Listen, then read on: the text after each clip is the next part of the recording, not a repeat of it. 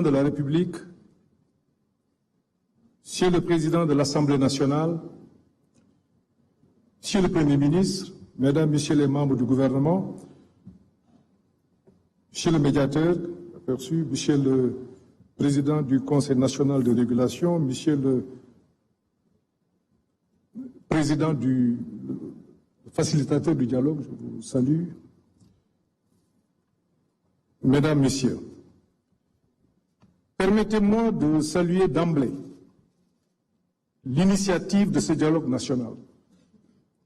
Malgré les turbulences, elle est un geste d'ouverture à magnifier. Nous, opposition républicaine, y prenons part, non par naïveté, mais par fidélité à nos principes, par foi en l'avenir et par amour pour notre patrie. Oui, le climat est tendu. Oui, il y a des arrestations, les restrictions de liberté interpellent. Mais justement, plus le contexte est difficile, plus le dialogue devient une nécessité. Refuser de dialoguer, c'est entretenir l'impasse. Y prendre part, c'est assumer sa part de responsabilité devant la nation. Ce dialogue s'organise autour de 3 axes que nous partageons. Le premier est celui des libertés publiques. Mais que veut une démocratie où on arrête des opposants, où des journalistes, des chroniqueurs sont convoqués, parfois détenus pour avoir fait le travail? Nous appelons à un pacte national de pacification politique fondé sur la libération des détenus politiques, l'indépendance des médias et des procédures judiciaires perçues comme justes et impartiales. Le second axe porte sur le système électoral. Donnons réalité au statut de l'opposition et de son chef, donnons à la Sénat les moyens et l'indépendance qui s'imposent, et sur l'inscription des jeunes, l'inscription automatique des jeunes majeurs au fichier électoral, nous estimons qu'une telle réforme aux implications profondes doit faire l'objet de consensus forts. Le troisième axe est la refonte institutionnelle.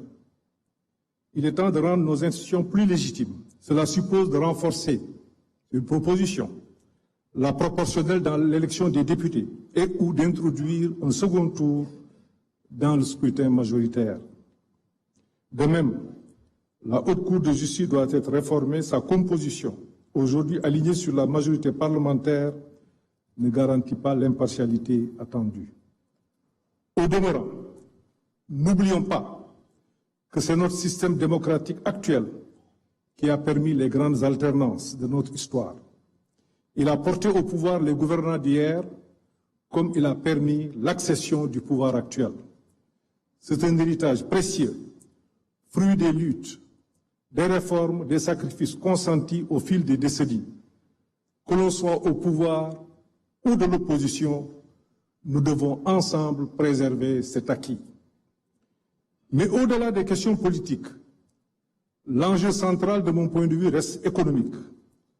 C'est pour cela que j'avais souhaité et proposé l'inscription de cette question à l'ordre du jour du présent dialogue.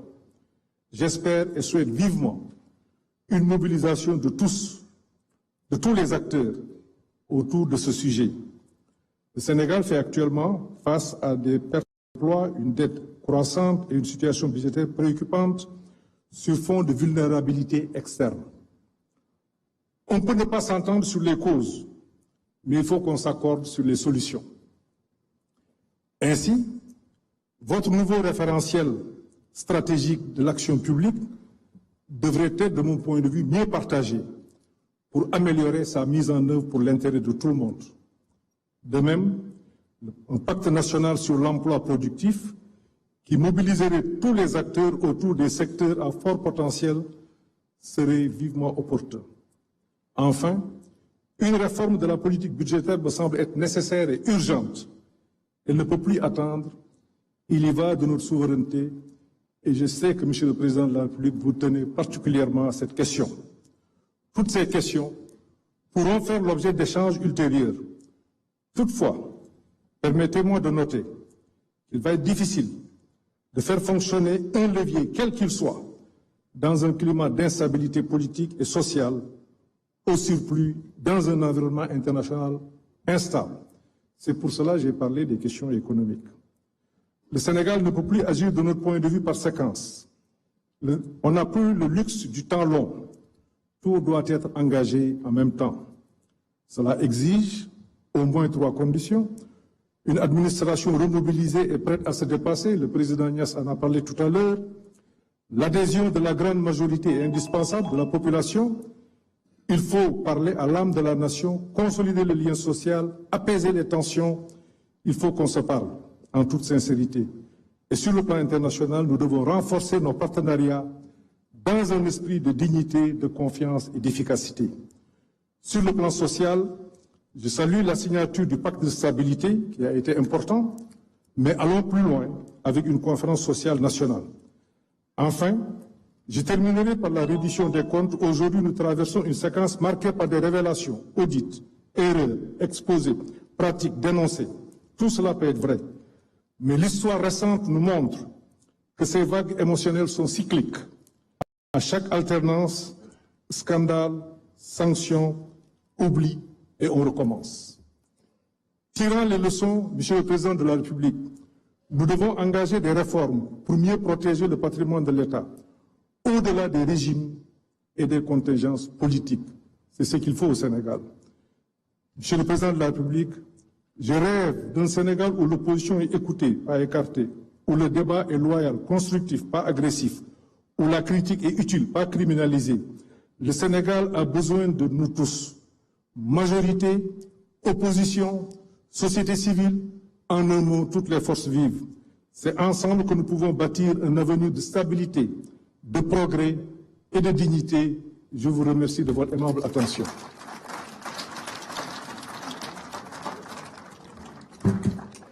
Merci beaucoup, M. Amadou Ba, ancien Premier ministre. Ñu jox kàddu gi Madame Aminata Mbengue Ndiaye mi nga xam ni moo yoroon au Conseil des collectivités territoriales. Ñu yóbbul ko micro bi.